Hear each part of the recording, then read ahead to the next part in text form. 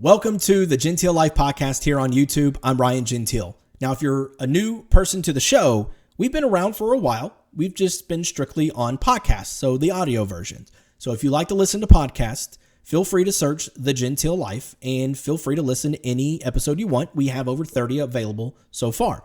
Now, what the show is about is just everyday life, because let's face it, everybody goes through something in their lives, whether it's fun, whether it's sad, or just flat out hilarious. And I like to talk about these certain topics because, well, I want people to feel like they are not alone in feeling the way that they feel or thinking the way that they think. So we discuss all ranges of topics on this show, from postpartum depression to Valentine's Day to TVs to movies to kids and raising them in a pandemic. You name it, we discuss it. So with that being said, for our very first edition here on YouTube, I could not think of a better person to bring on and showcase, because I like to bring on friends and talk about the things they're doing in their lives or get their opinions on a topic or showcase some of the cool stuff that they're doing and show support from my end. So our very first guest is a very colorful person with a big personality. So without further ado, here is our first guest on the Gentile Life Podcast YouTube edition. This friend of mine moved to the Upper East Coast and is taking on the bright lights. She opened up her own hair salon called the Hair Room JC. She has style and grace as big as Texas, where she happens to be from. Once a small town girl from LaPorte, who has now taken over Jersey City. She opened up a second hair salon during a pandemic. How badass is that? We met at LaPorte High School in the late 90s, and I'm proud to call her my friend. This is Anatalie David. All right, well, ladies and gentlemen, the Gentile Life Podcast happily welcomes back, actually, for the second time, first time by herself, but my good friend Anatalie David has joined us on the Gentile Life Podcast in our first YouTube edition, where people can actually see the beautiful face and her colorfulness on this as well. So, hey, Anatalie, how you doing? I'm great, Ryan. How are you? I'm great. I know you've been a busy person today, so obviously I feel like you are like Ron Burgundy, where you tell people, I don't know if you know this, but I'm kind of a big deal. Like, everybody wants a piece of Anatalie and talk with you right now. Nah. Is that what it feels like? Yeah, being a solopreneur, that is what it feels like. I don't feel like it's the ego part of it, but I do feel like everybody needs me all the time. Which is why I'm like, man, I'm going to ask her. I was like, man, she's been doing a lot of shit lately. So hopefully, she has some time. And if not, I mean, eventually I'll get her on. That was my thought. Because you were actually here back in Houston. We obviously we met in LaPorte, but you were here in Houston pretty much the whole month of October. So I got to see you the very first day. We got to watch the Astros game right there on that couch right over there. We had to watch the game. And, but yeah, so how was your trip back home? I know, being a Texas girl, you've been on the East Coast for a while, but how was your trip back home? It was actually probably one of the best trips I've had in a really long time. And I don't know if it's like the heart distance, or what is it? Like distance makes the heart grow fonder or whatever. Yeah. Mm-hmm. I hadn't been back to Texas since December. No, I lied. I was in Austin in February, but I hadn't been back to see my parents since December. Yep. So with everything going on in the world, the pandemic and everything, it's just being far from where your family and the friends you grew up with, it was really hard, because I don't think we understood what either one of us were going through during all of this. Mm-hmm. So it's nice to kind of reconnect with my parents. It's kind of nice to reconnect with Texas. Yeah. I usually get a lot of anxiety when I go home, because I live this like go life, and when I get back to Texas, everything slows down, and a lot of times it drives me crazy. But it was almost like I needed to be reminded of that. And I came home, I changed my flight like 15 times. I stayed for about 2.5 weeks and just really slowed down and appreciated Texas. So it was a great trip.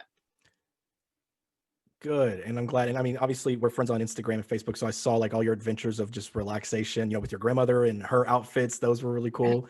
And then of course the story you told me when we were talking, that you got a flight for $4 damn. Like that was it was crazy. I mean, I ended up paying more because I changed my flight so many times. But at one point I did have a flight going back home for $4. God almighty, that is insane. Like, I remember you told me that. I was like, damn, I need to start booking flights just wherever if I can Yeah, get it for $4. I mean, do you exactly. want to go to Wisconsin? Sure, why not? $4. Let's go. $4. Um, well, so for people watching this, so this is our first YouTube edition, and for anybody listening, if you're wondering, okay, how do y'all know each other? We met back in, I want to say it was 99, the second half of 99 at LaPorte. We had a class together. For the life of me, I can't remember the class. I don't know if you do, but I don't remember whatever class we had together. I'm trying to think what class a freshman would have had with a junior. I was a junior. Yeah. Yeah, I was a junior at the time. So I don't know. I mean, it was some weird elective, maybe. I don't know. Maybe I like can't a remember. theater class or Possibly. I don't know. Who knows? Like, and I mean, that was what, 21 years ago. And I mean, I've drank a lot since then. Yeah. So I don't remember a lot of things. But so for people listening, so we met in high school, and a full disclosure, everything I'm about to share, my wife is very much aware of. So we met, and I remember when I don't remember if you were sitting behind me or to the left of me, but I know you were near me, and I don't think you were talking to me, but I think it was like a group. But we were just having conversations, and like your personality, you were just having fun, you were joking, you're laughing. And I remember I'm the type of person where the first thing that catches my attention is your personality. And so when I saw that, I was like, oh, damn, like, okay, she seems fun. And then that's when the physical attraction comes later. And so, of course, it did. And you and I dated, I think, 3 times within 4 to 6 months. And each time I'm the one that decided to end it for whatever reason, 17, 18 years old. I can't explain why. I mean, I was a kid. Who the hell knows? I mean, I didn't know shit about relationships, but I feel like even when we were dating or not dating, we developed a good friendship and everything else. And I mean, because you were such a great person. And so that's how we met. And that's how this friendship blossomed over these years. So for anybody wondering of how do I know Anatalie, that's how. The most awkward way. And like I said, yes, my wife is very aware of that story. Well, I get asked that all the time because everybody's like, so my wife is aware of anybody I've ever dated or been with. And people are like, really? I'm like, yeah, the first time she asked me, I thought it was a trap. So I gave her like a very like a non-relationship that lasted maybe a few weeks or something like that. Cause I was like, okay, I'm just gonna give her something. And then I realized, oh, she really doesn't care, so she's 9 years younger than me. And she was like, look, you're an old man. I know you dated a lot before me. So anybody that came before me, I really don't care about. So you can share whatever stories you want. And the fact that you're friends with them, I think it's a little weird, but it's kind of cool at the same time. I go, sometimes it's not my choice. They seem to forgive me. And then we talk and, we were friends before, during, and after. So it is what it is. And we were kids, like we kissed, and that was probably you know what I mean. We kept things very PG-13. Yes, very sometimes borderline PG. It wasn't even PG-13. Sometimes it was like, I'm gonna hold her hand. Okay, here we go. Yeah, but so that's how we know each other. So we come from the small town of LaPorte, and the thing I love about seeing what my friends do that maybe either are still here in Texas or outside of Texas is just the cool things that they end up doing, and so. You ended up out of Texas. Obviously, you're wearing a shirt that says Jersey City, which we'll get into that here in a little bit. But so how did you end up out of Texas? Well, when I first got kidnapped out of God's country, it was when I got married and my husband decided to join the military, and we ended up getting stationed in Virginia. So that's how I first ended up leaving Texas. And then when he got deployed, I moved back to Texas, and then I ended up just kind of living a gypsy life for a little while. Traveled, I lived in Key West for the summer, and then moved to Austin for a little while. And then through all of that, decided I needed to get a divorce. So my sister had just ended up in Jersey she was in Philly before that for a job. And so I came to visit her one weekend and just never left. Yeah. And so it's funny too, that you ended up in Jersey because, and I saw you post this a while back because I heard on the radio that you now can claim that you've lived in the 2 most hated states, because New Jersey is 1, which I'm trying to figure out how Jersey is 1. And then Texas is 2. I figured Texas would be 1 because we are very proud people of the state we come from. And not everybody is proud like we are. And we come off as arrogant and assholes. So I'm a little surprised that Jersey was 1. So is Jersey, though. So is Jersey. Like, if you're from Jersey, you are proud to be from Jersey. You're loud, you're arrogant. Like, people know you're from Jersey. And so it's actually one of the things that I fell in love with when I moved here. I was like, oh, so you're arrogant assholes just like us. This is great. It's just more colder where you're from than where we're from. Exactly. And now that you mentioned it, I do have a friend of mine that I met in college. She's from Jersey as well. And I mean, yeah, she's very proud of where she's from, and she talks a lot of shit about how awesome Jersey is. So, you know, fair point. Which my dad, being the New Yorker that he is, would argue that it's not that great. Which I'm sure you get. New Yorkers hate Jersey. It is what it is. Yeah, it is what it is. Well, cool. So you end up in Jersey, and so what you're doing right now, you have your own hair salon, you know, and I have your website up over on my other screen. You know, the Hair Room JC. The website is very used. So anybody that is maybe listening, you need to check out the Hair Room.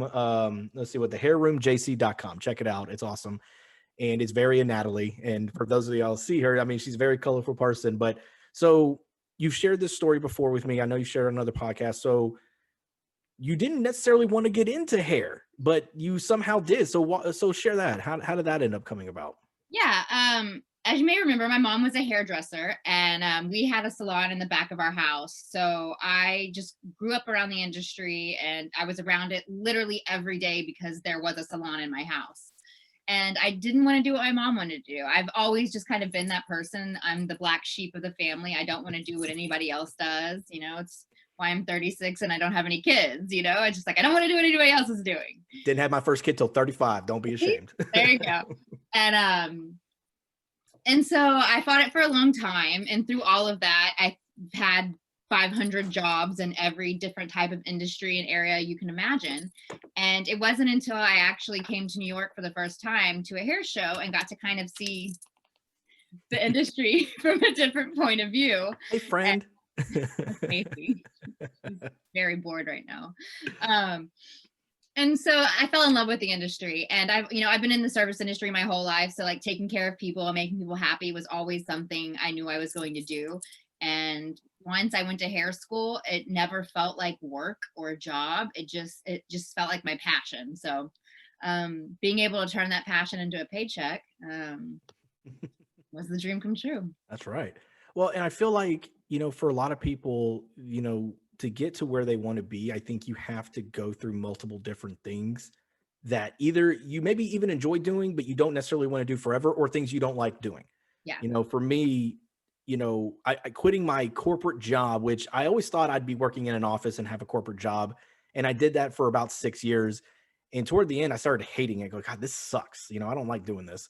I love broadcasting. I love calling high school football games, basketball, baseball, everything, doing things like this, like a new venture of a podcast, which I don't know what the hell I was doing back in January. Hell, I still don't. I'm just kind of flying by the seat of my pants. But I worked in the service industry. I sold mattresses for a living, believe it or not. Blockbusters. I mean, I delivered pizzas, you name it. I did all these jobs that I sometimes loved, sometimes hated, but I learned something from each one to where now what I'm doing today, almost pushing 40, no less, I enjoy doing it though. Like you said, now I'm not getting paid to do much of this, but I'm still enjoying it. And I feel like what I've taken from the things I didn't necessarily want to do, I've been able to take what I've learned there and apply it here. And I'm assuming you've been able to do the same thing with your hair places. Yeah, absolutely. The fact that, I was an office administrator, I know how to keep, good records and how to organize things. And I, did office work and HR stuff for a restaurant company that I worked for.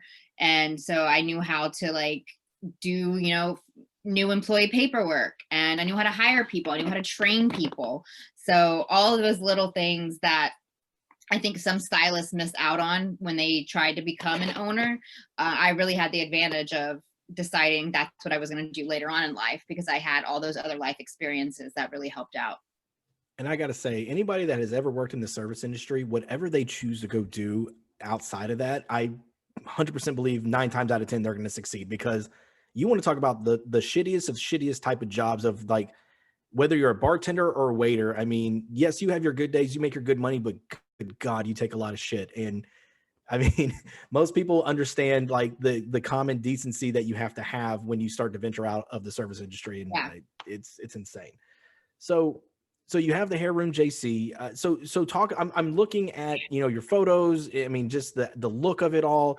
You and I talked about this when you were in town. just you wanted to have like a very old school feel, correct? Yeah. Okay. So walk us through the mindset, like why an old school feel? Like did you have that initial thought before you opened this up, or did it kind of gradually come as the days went by? Yeah, I always knew I wanted a vintage nostalgic vibe just because it was very much who I am as a person. I have a very old soul and I've always appreciated, you know, not the trendy modern things. And, one of the things I hated about some of the salons I worked at, I worked at a very luxury, like 5-star salon in New York City. And, we had to wear all black, all the walls were white and everything was perfect. And it just looked very like stark and generic and didn't have any like feeling or personality to it. And I wanted a place where as soon as you walked in the door, you like felt something, whether it was happiness or, you felt welcomed or warm. And everyone loves nostalgia, especially like I've seen the reaction we're getting now even more so than ever because of the pandemic. Nostalgia has become this like thing that we're all obsessed with. And it's different. We stand out in a crowd because we don't look like a generic salon. And it all goes back to like my mission and my branding and everything. And it's like I didn't want you to feel like you were going into a place where there's a bunch of like egotistical, arrogant stylists there to tell you, they can make you look better than you already look. I wanted you to feel like you're coming to see your best friend. You're going to sit down, have a glass of wine, and I'm going to make you feel better and you're going to forget that I'm doing your hair. Which, I mean, I love on your website, it says about no egos, no attitudes, just fun times and great hair, which let's talk about your hair, because as long as I've known you, you've had big hair. Now, when we knew each other back in high school, it was blonde. I don't remember you really venturing outside of that because I think it was probably the high school rules and everything else. When you're young, your parents are like, no.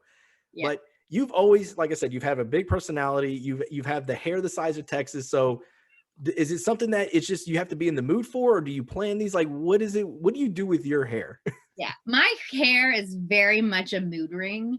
You can kind of tell where I'm at with how my hair is. Right now it sleeks back because I'm all business. I got a lot of stuff to do today. So I need it out of my face and ready to go. But yeah, I have been blonde almost, my mom bleached my hair for the first time when I was like 11 years old. So I've always been a bleached blonde. And I didn't start doing the pink until the year before the year I left Texas. I started just like doing little pops of pink because I was still very like a Texas girl. And I was like, this is too much. Like, people are going to stare at me. Like, this is crazy. So I just started doing a little bit. And then I found like, Anatalie, like people are already going to stare at you because you're loud and crazy. So I was just like, oh, let's give them another reason to stare at me. So I remember my first winter here, I was miserable because it was so cold, and I turned on Grease and I started watching Grease. I was like, you know what? I'm just going to do it. So I pulled out the color and I put all the pink on my hair. And that was the first time I went all pink. And from there, I'm just now just different shades of pink depending on my mood. But pink is definitely my signature color. I feel like you need to make a shirt that has like the different shades of pink that represent your mood. So that way, when you wear the shirt, people know either, hey, yeah, you can come talk with me, or don't you fucking dare come near me. Back off. Yeah, totally. Oh, I love it. That's awesome. Yeah, I was gonna say, I've always known you as blonde, and I know there was a photo, I think it was from years ago, like you were like really like just blonde, like not even dirty blonde. I went, holy shit, like that is some bright blonde. And obviously you pulled it off, and you pull off your pink hair, you pull off everything. I can't deny that. And like you said, you have a very loud personality, and you are who you are since the day that I've met you. And again, which is the reason I was like, I like her. She's awesome. So when we knew each other, you didn't have tattoos. You didn't have any tattoos. You didn't have anything.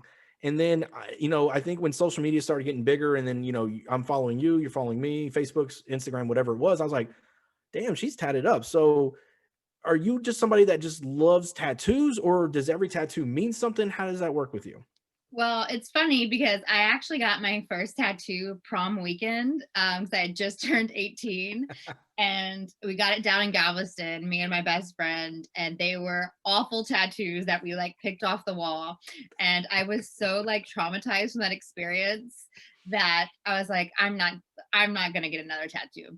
And it wasn't until I moved to New Jersey, it was 10 years later. So I was 28 at the time. And I guess it was just because I was around people that had a lot of tattoos. And so like their style and aesthetic was very and like inspiring.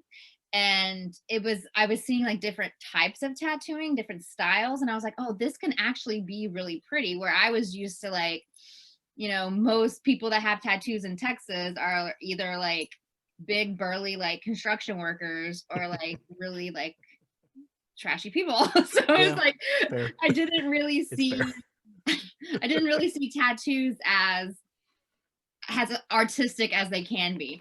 So I actually I do kind of put a lot of thought into the tattoos I get. Sometimes I'll just see something that I like that inspires me and makes me happy that I want to put on. A lot of them have other meanings, and some of them are just like me and one of my stylists for one of our like one-on-one meetings, we went and got strawberries tattooed on us, and it's just nice. Like doesn't mean anything, it's just a strawberry. But but some of them do mean a little bit more. So okay, fair. And another reason for people to stare at me.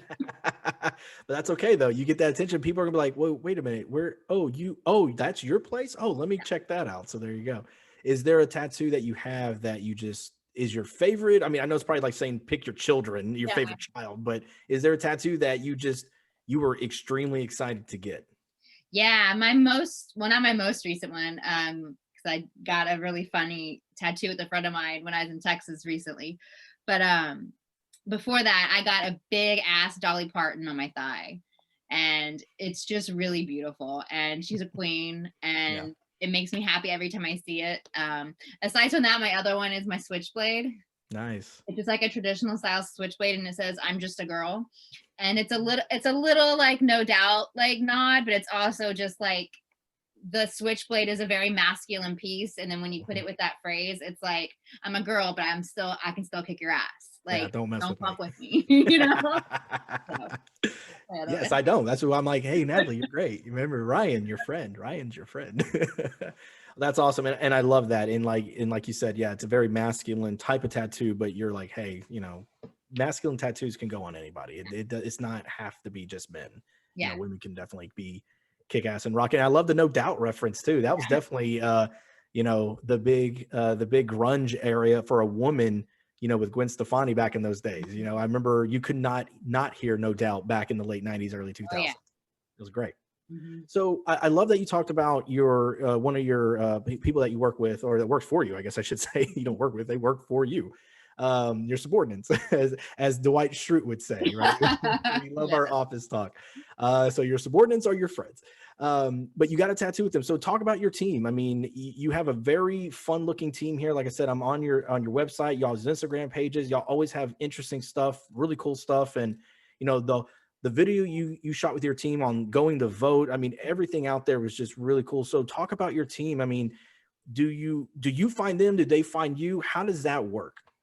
Honestly, every single one of my team members, aside from my number 2, my assistant to the regional manager, her and I worked in the city together, and she's been with me since day one. But aside from that, everybody else has found me. I've tried Craigslist ads, I've tried Facebook ads, I've tried putting things on Instagram, and we never really get good candidates from that. Mm-hmm. And I think because these people have found me, it's a true testament to the power of social media and how important it is to create a brand and a vision and a mission for your company. Because when the right person is looking, if your business and your brand is showcased in those areas the way it should be, those people will find you. Absolutely. And being a recruiter for so long, I can definitely attest to that. It's, you're not always going to find winners, but when they deliberately come out and seek you, that's usually a good sign that you're doing something right. So, so you have the shirt on Jersey City. So you're in Jersey City, which, the New York skyline, everything's like right across the river and everything else. So why Jersey City? Was it just where you were, or was it just the right building you were able to get? So why Jersey City? Why'd you pick the Hair Room JC to be there? I fell fell in love with Jersey City when I moved here. My sister had ended up here for a job, and my sister's always been she's lived in Philly, Baltimore, Austin for ages, and she's always found neighborhoods to live in that had a lot of character and, very artsy, and had like a lot of some really good vibes. So I knew if she found this neighborhood, there was something like that great potential for it. So when I ended up here and decided to stay with its proximity to New York City, which is what I wanted to do. I wanted to move to New York and do hair. And so it was like I was, 27, I guess, going through a divorce. I had no money. And I was like, well, if I'm literally starting my life over, like if my sister's already here, I might as well just crash on her couch. And from there, I just fell in love with Jersey City. It's super diverse. It's the number one most diverse city in the country. It's got the largest LGBTQ community in New Jersey. It is literally a 5-minute train stop to New York City. I can walk out of my house and see the Statue of Liberty and, the Freedom Tower. You can't beat the views. And I got bigger space. I've never had to live in the New York City area and have 6 roommates. I've lived by myself or with a partner the entire time I've lived here. So that was, those are huge things that I've sacrificed for having to live on the west side of the Hudson. But, I love this city. It's a really, really great place to be. That's good. And I get crap all the time from back in the day. People are like, oh, why are you not living in the city of Houston? Why are you in the suburbs? Like, because the suburbs, I can park wherever I want and I don't get towed. Now, obviously there, y'all have trains and everything else, then taxis, y'all got all kinds of stuff there. But I can kind of relate. I mean, obviously New York is New York, but hey, that's awesome that Jersey City you fell in love with. And I love hearing that. So we're in a pandemic, which I know everybody's talking about, but you opened up a second salon, or you're in the process of opening it up, correct? Yeah. I was ready to go in March, and then and you kept with it. I think we keep hearing about these small businesses. I mean, like my own cousin, she has a bar here in Houston, and she's been able to keep it up and running, but it's been a struggle, you were talking to me another time, I think when you were here, you've been fortunate where you're not really seeing that struggle as much now, and you're going to open up a second one during this pandemic. So, what was the thought process to say, hey, yes, I was going to do this in March. Everything happened. I'm not stopping. I'm just going to keep on going. Yeah. Well, I am a Texan. That's true. Yes. We do not give up. We keep fighting battle after battle until we win. We remember that Alamo every step of the way. Okay. So editing is going to be a great thing because you started talking and then it went out and I'm thinking, what just happened? And of course it's my internet. Thank you. 2020, you continue to be a pain in my ass. That's so funny. So for anybody listening or watching, sorry about that, but you were talking about your second venture, your second salon that you're about to open up, and then it cut off on us. So if you could continue that thought, if you can remember. I think where I was. We were talking, because it happened like right when you started talking about, what made you want to continue pushing forward, even though everything shut down in March. And you were talking about, obviously us being Texans, we're like, we ain't gonna just step aside, remember the Alamo. I remember that's when it cut off on us. So after that, the Alamo. Yeah. So, it's when it comes down to it, it's like, I could easily like put my tail between my legs and just be like, this is too hard, I'm done. But it's like, I also have a team that depends on me, like their career, their livelihood depends on me. So like, that's what really pushed me to like keep going through the entire pandemic. And, thankfully these past 4.5 years have been successful for us. So financially we were in a comfortable enough place where I was still able to pay all the bills on both locations, for the 4.5 months we were closed down. And, we also got approved for a few grants, which was great. So it got a little scary towards the end, but it's like, I started from the bottom so I can start again. Like it's just got to keep trucking, man. That's right. You can't give up. I mean, I think that's the age old thing is I feel like we live in a society now where the majority of people, when things start to get rough, they tend to throw in the towel and say, oh, it's not working. It's like, no, you you got to go through the hard times. Like, to find the perfect relationship, you got to go through shitty ones. You know, you got to do it. You know, very few people find the perfect person the first time around. That's just the way it is. You know, and I think that's the same way in business or a job, whatever it is. And so, yeah, I'm excited to see it. You know, obviously being here in Texas, I'm nowhere near your hair salon, which, I mean, my hair's been growing out, so maybe I make a trip and just let you fix my hair or whatever. So it's funny because my wife, she even said, she goes, I'm starting to like it more now because it's starting to frame your face. I'm like, what? And she goes, look, this is framing. I went, oh. I've just been lazy having cut it. You know? No, I like the longer hair. It's cool. It's weird. It's a lot. You know, it's almost tell it. Yeah, well, I'm almost there actually. Yeah, and so for anybody that's watching, yes, my hair is normally not this long at all. It's usually a lot shorter, usually faded or shaved completely. But hey, it's a pandemic. You know, everything's gone. You know. There are no rules. Exactly. Everything's gone topsy-turvy. So why not just let your hair fucking grow out? I mean, I'm pushing 40 and it can still grow. I think that's a win. And there's no balding spot either. Exactly. I'm winning, man. Most of our people, thankful for. Yeah. Most of the people that we grew up with, believe me, cannot say the same thing. Exactly. So before we get out of here, you know, like I said, super proud of you, excited to see your success, and been so happy I've gotten the chance to, you know, see you when you were in town and talk to you a little bit more. Like I said, you know, with our friendship / relationship that started in the late 90s to what it is today, and that we can still talk, and, you know, you're willing to come on this podcast, which I love because like I said, I like to showcase what my friends are doing. So I am going to talk to you about one other thing first, but for anybody that is listening or watching and they're near Jersey City, they're in New York, or they're just like, I happen to be in Jersey City, damn, I need to get my hair did or something. What would you like to tell them about your place and why they should come see you? Ooh, it's a place that's going to make you feel at home the second you walk in. My team is very adamant on making sure our guests are satisfied and happy and are comfortable and empowered back in themselves. We're a place for encouragement and for motivation. You know, hair is your best accessory. You wear it with everything.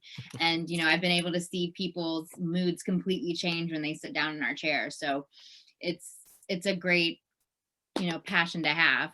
But, you know, you're going to feel at home. You're going to watch some 80s movies, listen to some old songs from the 90s, have some rosé and popcorn, and you're going to have a good time. And you're going to leave feeling and looking great. Now, if anybody would like to find me a commercial space in Austin, we will open up in Texas. Yeah, just by hearing that, I'm like, ooh, popcorn, 90s. Yeah, I think I'm there. 80s movies, absolutely. We're getting arcade games in the new year.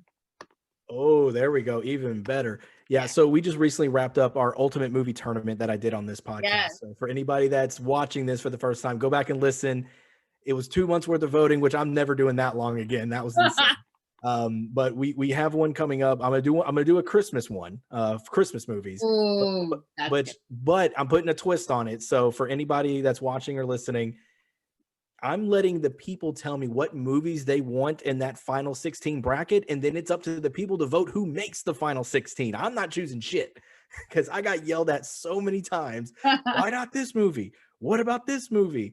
And so the fact I bring that up is because you mentioned 80s movies. I plan on doing an 80s movie bracket for sure. So, so maybe we'll have you on. My friend Ashley Clark, she worked in the movie biz, so she's has all these great insights that she wants to help me out with. So I might have to have a few people on for their love of 80s movies to us to discuss those results. So I'm going to keep you in mind. Just keep that. I love that. So my final thing for you is, you and I love The Office. We talk about it a lot. Your first show, you and your boyfriend came on with me, my wife, and a couple of friends. We talked The Office. So with you being the boss, are you Michael Scott? Are you Andy? Are you Dwight? Like, who are you closest to as a manager or running this business?